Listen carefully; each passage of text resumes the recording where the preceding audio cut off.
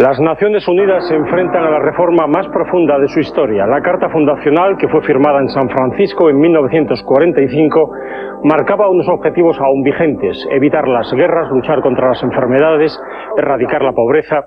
Pero sus instituciones, nacidas del mundo que salía de la Segunda Guerra Mundial, puede que ya no sean los instrumentos apropiados para enfrentarse a esos retos y a otros nuevos. El terrorismo, el deterioro del medio ambiente, los nacionalismos, el fanatismo religioso, los desplazados.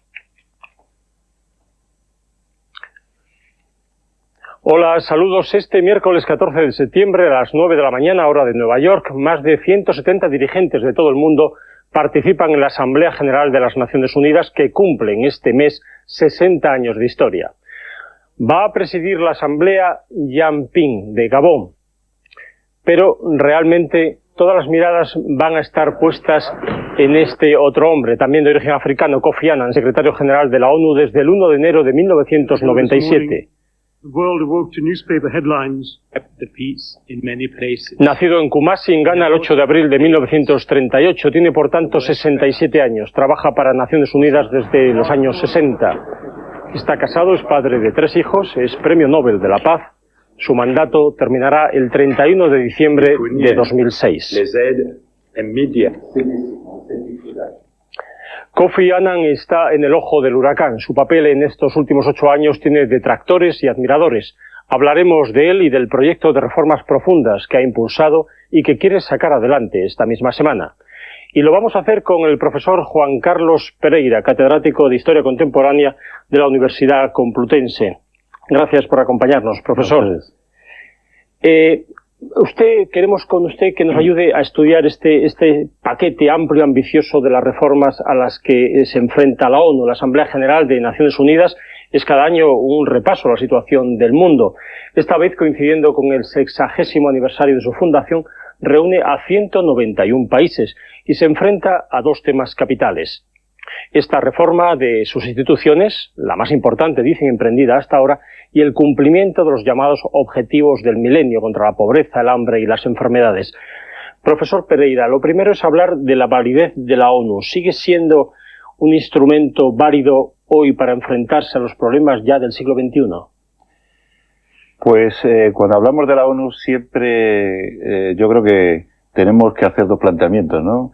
Uno primero, como se está viendo aquí, pues crítico sobre lo que es su historia, y realmente ante una cuestión clave, y es que la ONU se creó justamente para evitar más guerras, como la Segunda Guerra Mundial, y sin embargo del periodo del 45 hasta la actualidad es, por contraste, el periodo de la historia de la humanidad donde ha habido más guerras a pesar de la existencia de la ONU. Pero por otro lado, es verdad que viéndolo así de esa manera se puede decir que la ONU ha fracasado y que no ha cumplido su objetivo fundamental, que era ese. Pero por otro lado, realmente, como se dice siempre, si la ONU no existiera, habría que haberla creado, porque es verdad que quizá en ese aspecto no ha tenido el papel que realmente le correspondía, pero sí es verdad que ha conseguido objetivos y ha conseguido cosas desde impulsar el proceso de descolonización, plantear cuestiones sobre la defensa de los derechos humanos, en fin, el respeto a las minorías, etcétera, que realmente la única institución válida para haberlo hecho, o para hacerla, es la ONU. Por lo tanto, siempre que hablemos de la ONU, yo creo que hay que plantear esas 2 caras, ¿no? Esa cara, digamos, negativa y crítica, que por eso ahora estamos en ese plan, y por otro lado, el hecho de que una organización de este tipo es necesaria, se ha demostrado que es necesaria, con todos sus defectos, y que va a seguir siendo necesaria en los próximos años. Entonces, la ONU, en su opinión, es necesaria, es imprescindible. ¿También lo es su reforma? Sí, el tema de las reformas, leyendo un poco la historia de las Naciones Unidas, es algo que ha estado presente, yo creo que a partir de los años 60, prácticamente siempre se ha hablado de la reforma. Lo que pasa es que ahora la ONU, desde prácticamente el año 2003, 2004, yo creo que ha atravesado unos periodos más críticos y más difíciles de toda su historia, ¿no? Por los problemas que ha habido, como se ha demostrado ahora, por el programa de petróleo por alimentos, casos de corrupción, pues en fin, hechos lamentables como los de Sarajevo, Yugoslavia, en fin, Somalia, cuestiones que ha habido casos de corrupción entre los funcionarios, las propias críticas ante el secretario general. Y por lo tanto yo creo que ha sido un periodo tan crítico, tan negativo, donde la ONU realmente ha estado bastante desprestigiada, a lo que ha contribuido también algunos países, ¿no? Comenzando por Estados Unidos, que realmente yo creo que se ha hecho ya necesaria una reforma, no solamente pequeños recortes o pequeñas reformas o pequeños cambios, como se ha dicho siempre, sino una reforma en profundidad. Lo que ocurre es que, claro, es lo que decimos siempre, es abrir un poco la caja de Pandora. Entonces, de lo que eran 3 reformas, pues ya se quiere que sean 4, ya 5, ya, claro, hablamos de 191 estados, cada uno quiere tener su papel, quiere tener su funcionario, quiere tener su protagonismo. Y claro, ese es el que es la cuestión, que la reforma es necesaria, pero es cómo abordarla y con qué consenso hay que llevarla a cabo. Bien, pues vamos a ir entrando en todo eso en estos próximos minutos, porque desde hace más de 10 años los analistas internacionales vienen hablando de reformas siempre que se han referido a las Naciones Unidas. Aún era secretario general Boutros Ghali cuando ya en 1992 se dieron los primeros pasos para actualizar los medios de la ONU y aumentar su eficacia. Ya este fue el gran tema de la Asamblea General del 95, la del 50 aniversario de Naciones Unidas, pero hasta ahora realmente se ha avanzado poco. Este es el objetivo número 1 de Kofi Annan desde que llegó a la Secretaría General. Kofi Annan presentó en marzo una propuesta de reforma que se divide en 4 grandes bloques: reforma institucional, desarrollo, seguridad y derechos humanos. La reforma institucional consiste principalmente en ampliar el Consejo de Seguridad, que actualmente consta de 5 miembros permanentes y 10 rotatorios.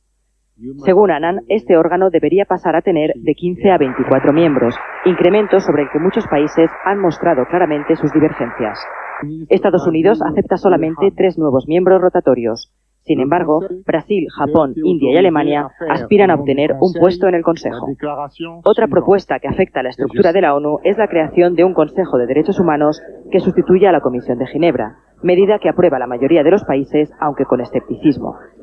En materia de desarrollo, la modificación más importante que ambiciona Annan es la asignación por parte de los países ricos del 0,7% de su Producto Interior Bruto antes de 2015.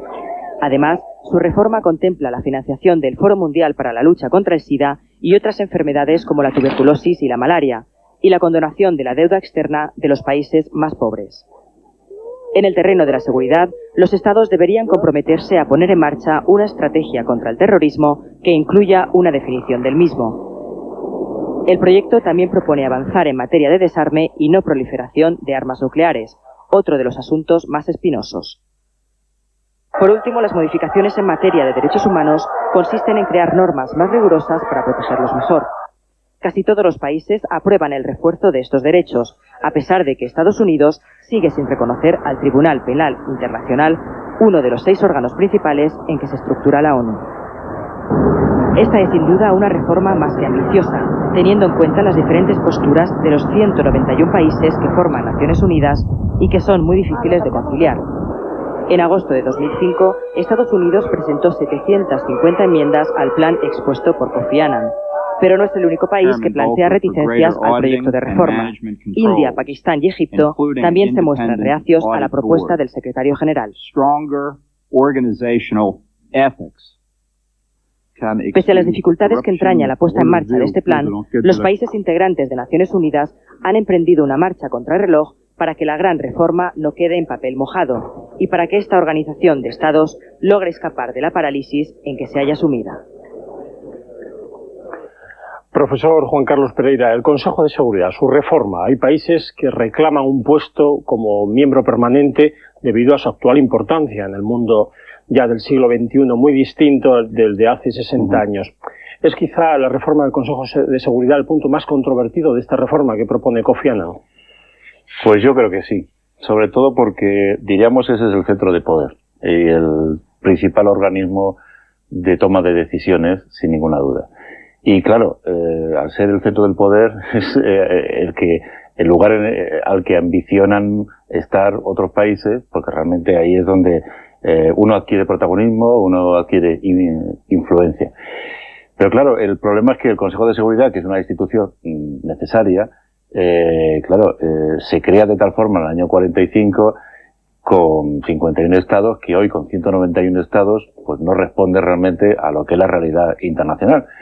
Cuando además, por otra parte, claro, se produce un hecho contradictorio, y es que muchos de los países que son los que pagan unas cuotas más altas, como el caso de Japón o de Alemania, pues no tienen ninguna representación. Y hoy ya, claro, esa imagen de recordarles que han sido las potencias perdedoras de la Segunda Guerra Mundial no tiene ningún sentido. Cuando realmente hay países como, bueno, pues quizá Francia y tal, que tienen mucho menos protagonismo que estos, o incluso menos poder, y que siguen teniendo ese poder de veto. Entonces, claro, el problema es cómo reformar ese Consejo de Seguridad. Porque, claro, lo que creo yo que debería de hacerse era, en primer lugar, ampliar geográficamente, porque, claro, es un consejo, digamos, demasiado occidental, ¿no? Podemos decirlo así, y ampliarlo a otras áreas geográficas como América Latina o África, o incluso Asia, que tienen allí o que deben tener una representación más llamativa. La cuestión está en el veto, claro. ¿Qué pasa con el veto? Si realmente se va ampliando a más países o bien se reduce. Yo particularmente creo que no debería de ampliarse a más países, porque realmente, como ha demostrado la historia de las Naciones Unidas, el veto es un obstáculo permanente para tomar decisiones, y realmente habría que crearse quizá otro sistema de mayoría cualificada o de, bueno, un mínimo número de votos, porque realmente, claro, si ahora tenemos problemas con 5 países que han abusado durante muchos años de ese veto, claro, y ahora se lo ampliamos a 3 países más o a 5 países más, pues realmente, claro, tomar una decisión el Consejo de Seguridad, que además, dada la aceleración de la historia que estamos viendo, las decisiones tienen que ser muy rápidas, no podemos estar negociando, en fin, una resolución durante un mes por la cuestión de que un país diga un veto, no, claro, ponga el veto, no. Por lo tanto, claro, yo creo que esa va a ser un poco la clave de toda la reforma y el obstáculo fundamental al que se van a encontrar. Dice usted que ampliar el veto no, y suprimir el actual, imposible, descartado. Yo creo que los 5 países se van a negar. Claro, eso, claro, vamos, y aparte como su voto es necesario, claro, en definitiva, para aprobar esta reforma, yo creo que perder poder no creo que nadie esté dispuesto a hacerlo, ¿no? Quizá también otra forma sería que, claro, los 2 países europeos que hay, Francia y el Reino Unido, pues claro, aceptaran que hubiera un voto representativo de la Unión Europea, que eso sería también muy importante, que la Unión Europea, que yo creo que está jugando un papel de intermediario entre las posturas radicales norteamericanas y las posturas quizá de los países del tercer mundo, podemos decirlo así, o los países del sur, que realmente hiciera, digamos, una propuesta por la cual, diríamos, la Unión Europea se quedara con un solo puesto representativo, y eso permitiera, pues quizá, dar paso a un otro país que tuviera ese poder de veto, ¿no? La postura española tiene cierta originalidad dentro de un grupo de países. ¿Es partidario España de que se ampliase el número de países con un puesto en el Consejo de Seguridad rotatorios? Que fueran más, no solo 10, más. Sí. ¿Qué le parece esta propuesta? Bien, lo que pasa es que es difícil. Eso ya se intentó también en la época de la Sociedad de Naciones, también cuando España justamente obtuvo un puesto semipermanente y creó también muchos problemas, en fin, incluso el abandono de la Sociedad de Naciones por parte de Brasil y de España. Pero realmente yo creo que eso es bastante problemático, que pueda haber un consenso. Sobre todo porque el problema son no solamente que un país, como el caso de la India, quiera tener un papel, o el caso de Japón, sino, claro, las propias rencillas entre países dentro de un área geográfica, como fuese India con Pakistán, sí, o incluso en el caso de Europa, bueno, ¿por qué va a estar a lo mejor España y no Italia? Entonces, claro, empieza a haber esos problemas, digamos, de carácter bilateral que se transmiten, claro, a nivel internacional, ¿no? Hay otros analistas, usted sabe, que dicen que, dadas las enormes dificultades que tiene una reforma institucional en profundidad de estos organismos, que a lo mejor sería más eficaz ir a dotar al Consejo de Seguridad, a la ONU, en definitiva, de unos cuerpos de intervención inmediata, cuerpos militares, y redefinir el papel de las Fuerzas Armadas bajo mando de la ONU. ¿Cómo lo ve usted esto? Sí. Yo creo que eso también es otra de las cuestiones clave, porque, vamos a ver, lo que se demuestra también a lo largo de la historia es que el Consejo de Seguridad pues, realmente ha actuado con un enfoque, digamos, casi policial o represivo. E incluso que ha actuado tardíamente a los acontecimientos. Entonces, ¿cuál es un poco la idea más o menos que yo he visto en los informes, o que incluso pretende Kofi Annan? Pues que la clave de un poco de la actuación del Consejo de Seguridad tiene que ser doble, ¿no? Por un lado, entender la seguridad no solamente relacionándola con cuestiones militares o cuestiones de defensa, sino que la seguridad tiene un carácter importante y amplio que afecta al desarrollo económico, a la violación de los derechos humanos. O sea, un enfoque más global de la seguridad. Y en segundo lugar, que la tarea del Consejo de Seguridad debe estar más en prevenir que no en actuar a posteriori. Por lo tanto, claro, esos dos conceptos nuevos tienen que introducirse en la actuación del Consejo de Seguridad, y yo creo que serían mucho más eficaces, ¿no? Que después de que ha estallado una guerra, al mes siguiente se diga, bueno, vamos a enviar cascos azules. No, lo que hay que hacer es actuar antes, y yo creo que ese concepto que introdujo Boutros-Ghali de la diplomacia preventiva tiene que ser la clave fundamental en la actuación de las Naciones Unidas y más del Consejo de Seguridad. Hemos hablado de Boutros-Ghali, un secretario general que ya se preocupó seriamente de esta cuestión. Vamos a seguir hablando de otros secretarios generales, en particular de Kofi Annan, el actual. Kofi Annan es el 7º secretario general de la historia de las Naciones Unidas. Otros secretarios generales fueron hombres de consenso que se limitaron a cumplir un papel, digamos, sin estridencias. También los hubo que han pasado a la historia por su entrega al puesto que desempeñaban. Uno de ellos murió incluso en cumplimiento de una misión internacional. Esta es la huella que los secretarios generales de la ONU han dejado en la historia de la comunidad de naciones. El noruego Trygve Lie fue el primer secretario general de la ONU. Su mandato, que se extendió hasta 1953, estuvo marcado por la autorización que dio a los Estados Unidos para intervenir en la guerra de Corea, y que supuso un primer descrédito para la organización. Desde 1953 y hasta 1961, la ONU fue dirigida por el sueco Dag Hammarskjöld, que protagonizó negativamente la descolonización del Congo belga. También dirigió las intervenciones en el Sinaí, Gaza y el Líbano. El primer secretario general de la ONU no occidental fue el birmano U Thant, que dirigió la organización entre 1962 y 1971. Este periodo estuvo caracterizado por la crisis de los misiles en Cuba, el conflicto congoleño y las guerras árabe-israelíes. El cuarto secretario general, el austríaco Kurt Waldheim, también tuvo que intervenir en el conflicto del Oriente Próximo, aunque siempre será recordado por el descubrimiento posterior de su pasado personal nazi. Javier Pérez de Cuéllar, peruano, fue secretario general entre 1982 y 1991. Durante su mandato se produjo la Guerra del Golfo y la ONU autorizó por segunda vez en su historia desde Corea una intervención militar internacional. En este periodo se sentaron las bases para la pacificación de Nicaragua y El Salvador, así como para la democratización de Camboya. A Pérez de Cuéllar le sustituyó el egipcio Boutros-Ghali, secretario general hasta finales del 96, ha tenido que lidiar con el conflicto de la antigua Yugoslavia. Durante su mandato se han producido graves crisis humanitarias como la hambruna de Somalia o los enormes desplazamientos de refugiados en Ruanda y la región de los Grandes Lagos. En el plano político, la ONU, dirigida por Boutros-Ghali, avaló la firma del Tratado de México que ponía fin a 12 años de conflicto en El Salvador, supervisó el proceso electoral de Camboya y autorizó el desembarco de fuerzas norteamericanas en Haití para permitir el regreso del presidente electo Aristide. Desde diciembre de 1996, el secretario general es el ganés Kofi Annan, un buen gestor con 20 años de experiencia en la Organización para las Naciones Unidas. Bien, nuestro informe terminaba justo en ese momento en el que Kofi Annan accedía a la Secretaría General. Se abría entonces un periodo en el que el mundo iba a cambiar para abrirse a nuevas realidades en el orden internacional. Choque de civilizaciones, en opinión de algunos, aparición de un nuevo tipo de terrorismo, ataque directo a la propia ciudad de Nueva York, sede de la ONU, invasión de Irak y enfrentamiento de la propia ONU con la gran potencia, Estados Unidos. El último disgusto que se ha llevado Kofi Annan al frente de la Secretaría General de las Naciones Unidas se producía hace solo una semana, a causa de Irak, precisamente. Era con motivo del informe final de la investigación independiente sobre el programa Petróleo por Alimentos. La ONU había movilizado cerca de 100.000 millones de dólares para permitir que Irak, entre el 96 y el 2003, vendiera parte de su producción de crudo a cambio de invertir sus beneficios en alimentos y medicinas para la población iraquí. El informe de Paul Volcker al Consejo de Seguridad era demoledor.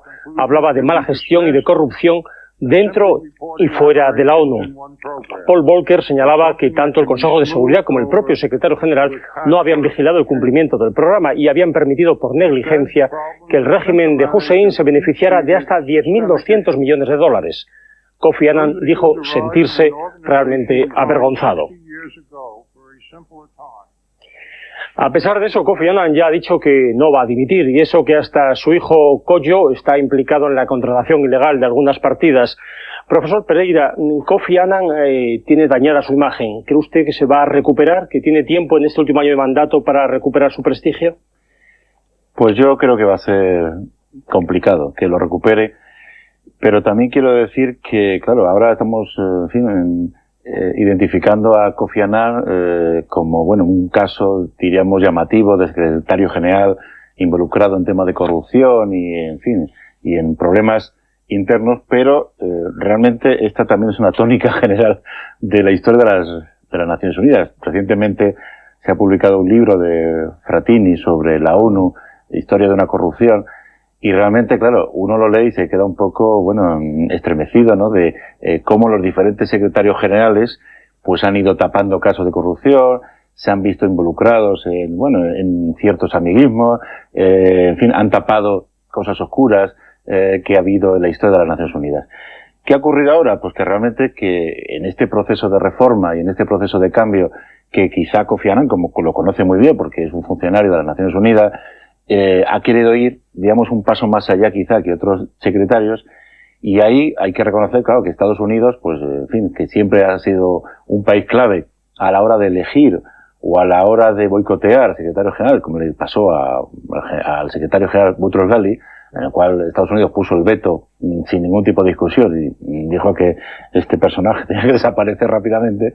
Pues realmente también yo creo que ha aprovechado un poco esta situación quizá para frenarle en esas ambiciosas reformas que quiere llevar a cabo, ¿no? Y yo creo que Kofi Annan no creo que, bueno, que pueda superar un poco esa situación. Quizá ahora, bueno, hará un esfuerzo suplementario y quizá aparecerá más en los medios de comunicación para lavar un poco ya su imagen, pero el informe que se ha presentado, pues realmente es bastante crítico, y aunque él ha aceptado un poco su responsabilidad, demuestra un poco, claro, también cuál es la situación interna de las Naciones Unidas y de qué forma, claro, Estados Unidos, que está intentando boicotear muchas de estas reformas, pues claro, ha ganado, digamos, adeptos o ha ganado, digamos, apoyo para intentar frenar alguna de esas reformas, ¿no? Es indudable que la relación que mantenga Estados Unidos con el secretario general es fundamental en la marcha de la ONU. Una relación deteriorada, muy tocada seriamente en los meses previos a la guerra de Irak, en el año 2003, claro. Y ahora Estados Unidos tiene un embajador al que califican en medios diplomáticos como un hombre duro, John Bolton. El enfrentamiento del cara a cara John Bolton-Kofi Annan, ¿qué resultado va a dar? ¿Va a terminar Kofi Annan como Boutros Ghali o no? Pues no sé si, en fin, yo no quiero ser muy pesimista, pero yo creo que va por ahí también, ¿no? Hay que recordar que, bueno, la presidencia Bush nunca ha sido, en fin, muy favorable al sistema de las Naciones Unidas. De hecho, sigue, en fin, boicoteando el Tribunal Penal Internacional. Bueno, el informe que ha presentado ahora con 700 y pico enmiendas, que realmente, claro, ahí se pone de manifiesto cuáles son los intereses norteamericanos, muy claros. Yo creo que realmente Estados Unidos va a hacer lo posible y lo imposible para intentar frenar esas reformas o para llevarlas a donde él quiere. Que realmente lo que, en fin, yo creo que la clave de todo está en que Estados Unidos no quiere perder un poco ese poder que tiene, esa capacidad de poder, y sobre todo algo fundamental, un poco el relegamiento, diríamos, del derecho internacional o de las normas internacionales o de los organismos internacionales que puedan afectar a sus intereses y a su soberanía. O sea, lo que tiene muy claro, pienso yo, Estados Unidos es, en primer lugar, la defensa de sus intereses nacionales, y luego después viene todo lo demás. Pero claro, la reforma que pretendemos los europeos u otros países es justamente por lo contrario, es decir, que realmente la ONU tenga capacidad de sancionar, de intervenir, de prevenir, de castigar a los estados o a las personas, como ocurre con el Tribunal Penal Internacional, y eso yo creo que Estados Unidos no está dispuesto a aceptarlo de ninguna de las maneras. Y de hecho, pues el propio embajador Bolton, pues es un hombre que lo ha dicho públicamente, que él no cree en el derecho internacional, ni tiene ninguna confianza en las Naciones Unidas, que es una institución llena de corruptos, etcétera. Con lo cual, claro, ¿cómo va a defender un poco a las Naciones Unidas un embajador? Resurge, por tanto, en la política americana el viejo elemento de la política unilateralista en contra del multilateralismo de otros países europeos especialmente. Que es un poco también lo que está defendiendo España, ¿no? Que claro, siempre, bueno, lo está diciendo así, su embajador y el gobierno, igual que otros europeos, que lo que hay que apostar ahora es, ante los problemas globales o generales, hay que apostar por soluciones multilaterales, no unilaterales, que se han demostrado, como está ocurriendo en el caso de Irak ahora mismo, que no llevan a ningún sitio. O sea, hay que apostar por una cooperación de todos los países, y cuanto más mejor, para afrontar ese tipo de soluciones, ¿no? Pues otro de los asuntos de la agenda de esta asamblea va a ser evaluar el cumplimiento de los llamados objetivos del milenio. Fueron aprobados en septiembre de 2000 y hasta ahora su grado de cumplimiento parece muy limitado. Deberían estar cumplidos para el año 2015, pero se teme que queden finalmente en un documento lleno de buenos propósitos. Estos son los 8 objetivos del milenio: erradicar la pobreza y el hambre, lograr la enseñanza primaria universal, conseguir la igualdad entre géneros y la autonomía de la mujer, reducir la mortalidad infantil, mejorar la salud materna, combatir el VIH y el SIDA, así como el paludismo y otras enfermedades, evitar el deterioro del medio ambiente y fomentar organismos mundiales que favorezcan el desarrollo de las naciones más pobres. Profesor Pereira, son objetivos que todo el mundo suscribiría, pero que están, parece, muy lejos de cumplirse. Tendrían que estar cumplidos, así se suscribió en el año 2015. ¿El riesgo, una vez más, es que queden en papel mojado? Pues yo, por desgracia, sí. Y efectivamente, como usted dice, yo creo que cualquier persona, cualquier país, cualquier organización firmaría que automáticamente se cumplirá eso. Pero solamente hay que recordar lo que acaba de publicar las Naciones Unidas en su último informe sobre desarrollo humano, y realmente uno queda claro, o uno comprueba que en estos 5 últimos años no solamente hemos ido a mejor, sino que incluso hemos ido a peor. Y claro, eso es una realidad que nos indica que los países, pues a pesar de que tengan muy buenas intenciones, pues cada uno de ellos va defendiendo sus intereses, o bien pues van intentando paralizar o ralentizar un poco el cumplimiento de esos objetivos, que exige compromisos internos, cambio de la legislación interna, el cierre de empresas, por ejemplo, que contamina, el dedicar más fondos a la cooperación al desarrollo, en ese objetivo del 0,7%, y realmente pues quitando a algunos países, sobre todo países europeos que han llegado, que están a punto de llegar a ese 0,7, son muy pocos países, comenzando por Estados Unidos, que es de los países que menos dinero dedica a este tema, los que tratan de abordar. Claro, eso también va en relación con qué concepto tiene un país de lo que es ayudar a salir de la pobreza a los países. Claro, nuestra mentalidad de europeos y muchas ONGs es que, claro, hay que dar ayuda a estos países para que realmente vayan superando y superando las dificultades. Pero, sin embargo, porque, claro, por ejemplo, la visión norteamericana está en que cuanto más desarrollo de los países más desarrollados, más comercio haya, pues esos países, al fin y al cabo, se van a ver influenciados por ese hecho. Y eso no es así, o sea, porque realmente leyendo el último informe sobre desarrollo humano se demuestra que esa política no va a mejor, sino que va a peor, ¿no? La presencia española en esta Asamblea General va a ser especialmente destacada. El rey don Juan Carlos tiene previsto intervenir en la Asamblea Plenaria el miércoles 14, el mismo día de su inauguración. El monarca preside la delegación española, formada también por el presidente del Gobierno, Rodríguez Zapatero, y el ministro de Exteriores, Miguel Ángel Moratinos. Hacía 14 años que el rey no se dirigía a la Asamblea General. La última vez fue en octubre de 1991. El rey tiene previsto también, aprovechando su estancia en Nueva York, entrevistarse con Kofi Annan, con quien mantendrá un desayuno de trabajo, y con otros jefes de Estado, ya que esta semana, como antes destacábamos, se van a dar cita allí en la ciudad de Estados Unidos en torno a 170 dirigentes de todo el mundo.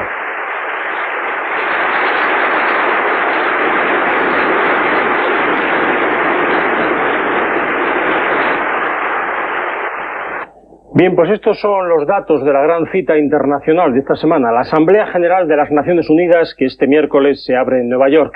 En el canal 24 Horas vamos a seguir muy pendientes de las principales intervenciones que les iremos ofreciendo en directo.